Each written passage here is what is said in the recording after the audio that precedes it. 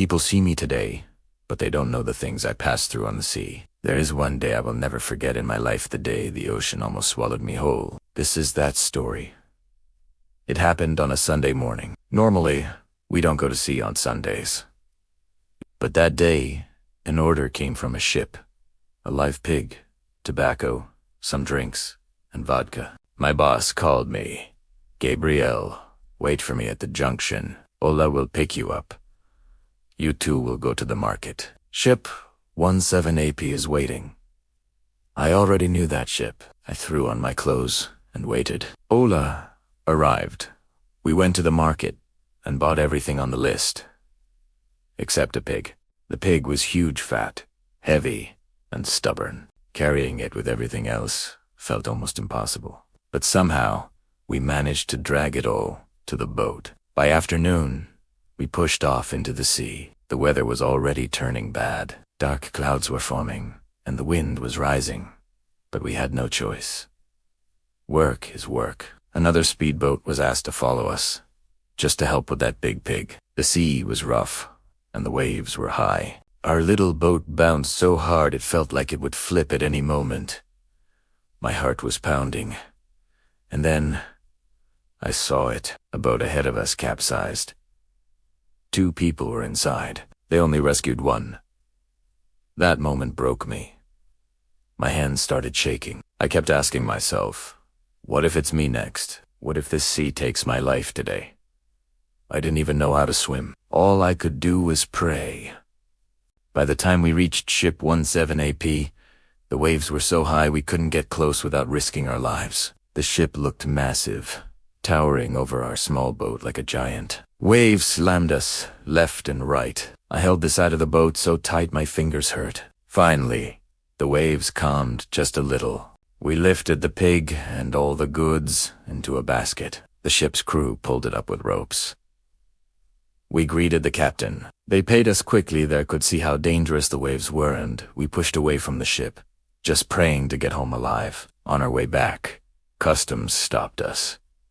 Then the police, then immigration, then the port authority security. All of them wanted money. They were like thieves in uniform. We told them, "Sir, we are not carrying anything." But they still collected a little money, as usual. When I finally reached the village that evening, I sat down and took a deep breath, and one truth entered my heart. Today, I overcame my fear.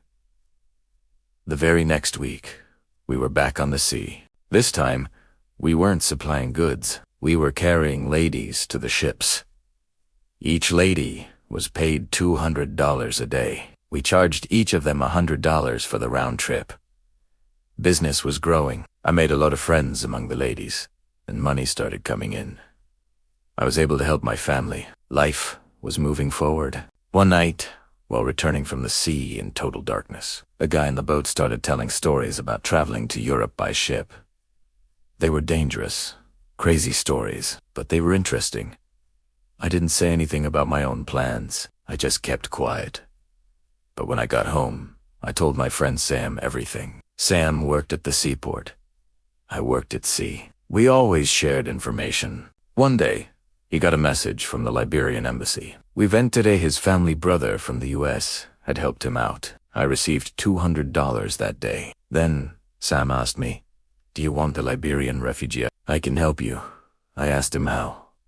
He said he only needed my passport photo. With that ID, the police would stop bothering me. I could enter the port freely. No more fear. We got it done. From that day on, I walked through the port like a free man. That ID changed everything. One morning, I went with Sam to search for ships. We found one that was loading goods. He told me, "This ship is going to Canada." I noticed something. Ships going that far have heavy security on board. At 4:30 in the morning, we paid a fisherman to take us close to the ship. I quickly flashed my light to check what I needed: the registration number, how long it would be docked, everything. When I finished, I turned to Sam and said, "This is the one." We went home to start planning our journey. But that same week, while I was working out at sea, I saw another ship, even bigger than the last one. We tried to reach it, but later, I told my boss everything. He just laughed and said, "That's not how to take ships. Come, let me show you the right way." With his help, things started to fall into place, and that moment marked the beginning of a journey that would change my life forever. I survived the day the sea almost took my life. But that fear, that danger, that moment when I thought it was all over, it taught me something powerful. Courage isn't the absence of fear. Courage is moving forward even when fear is screaming your name. And that courage is what pushed me toward the journey that came next. Thanks for watching. Make sure to subscribe so you don't miss what happens next.